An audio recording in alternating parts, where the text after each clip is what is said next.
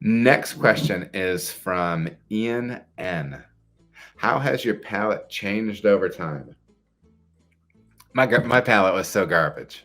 When you start right, and something I want to clear up. I remember listening early on.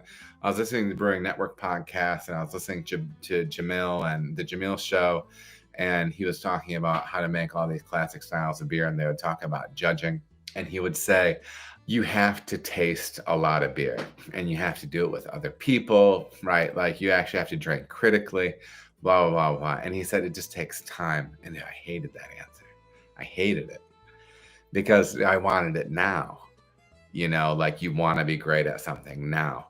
And I'm not saying that I'm great at anything, but like it takes time to develop your palate. But I think what you're really doing is it's almost that you're learning the verbiage. Like you're learning, like you have a sensory experience, and then you just need the verbiage to get into your noggin. And then once, like I used to be blind to diacetyl butter in beer.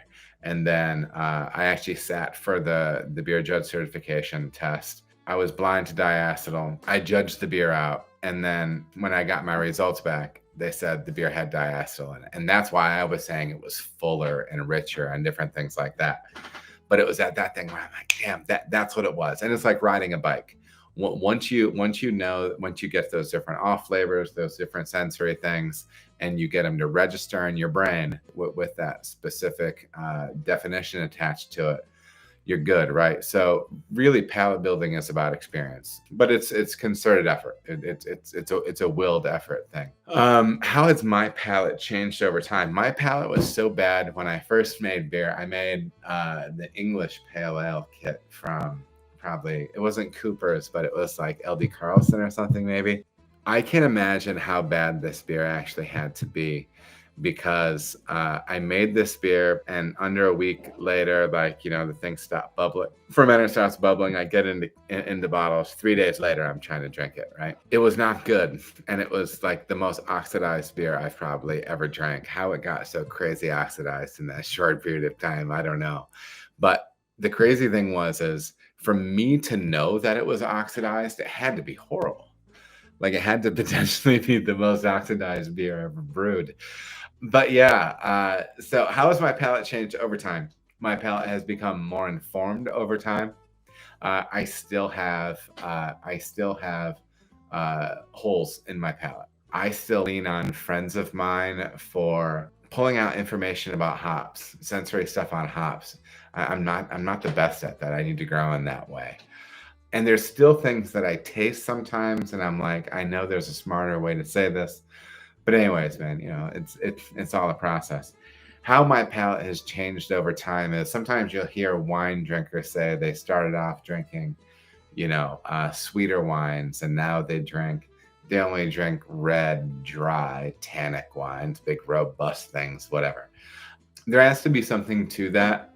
As the years go by, I prefer drier beers. I don't necessarily want a ton of residual sweetness in the beers that I'm drinking. I remember I used to get there was some beer from Victory, and it was some big strong ale.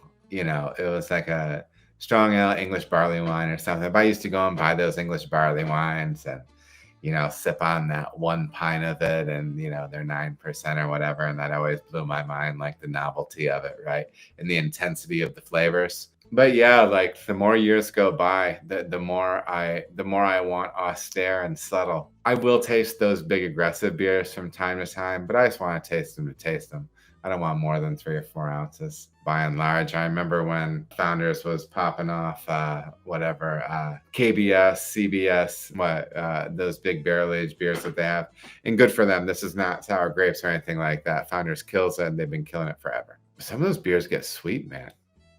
And people like it. I mean, there's a reason, there's a reason we have diabetes issues in this country, but that's, people like sweet things.